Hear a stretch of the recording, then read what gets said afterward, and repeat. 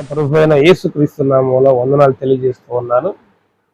దేవుడు మరొక దినాన్ని మనకు అనుగ్రహించాడు కనుక ఈ నూతన దినం నూతన వాగ్దానం పొందుకొని ప్రారంభించుకుందాం.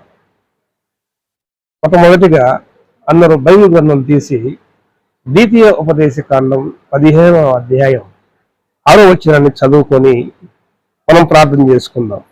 ఏలయనగా నీ దేవుడైన యెహోవా నీతో చెప్పి ఉన్నట్టు నిన్ను ఆశీర్వదించును గనుక నీవు అనేక జనములకు అప్పిస్తావు, కానీ అప్పు చేయవని దేవుడు మనతో మాట్లాడుతూ ఉన్నాడు.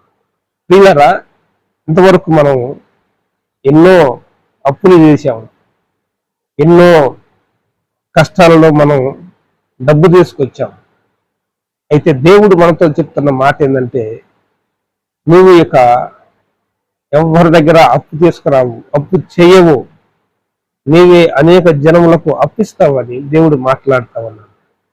నా ప్రియమైన దేవుని బిడ్డలారా, ఈ వాగ్దానం నువ్వు నమ్మగలిగితే, ఈ వాగ్దానాన్ని నువ్వు స్వతంత్రించుకుంటే ఇక నువ్వు ఎన్నడూ అప్పు చేయవు, కానీ నీవే అనేక జనములకు అప్పిస్తావు.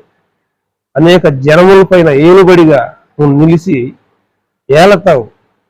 యేసు దేవుడు ఐగుప్తు దేశంలో ఏలికగా చేసినట్టు నిన్ను నన్ను దేవుడు రానున్న దినాలలో అనేక జనముల పైన నాయకునిగా నియమించి అప్పులన్నీ కొట్టివేసి దీవించి ఆశీర్వదించి ముందుకు నడిపించబోతున్నాడు.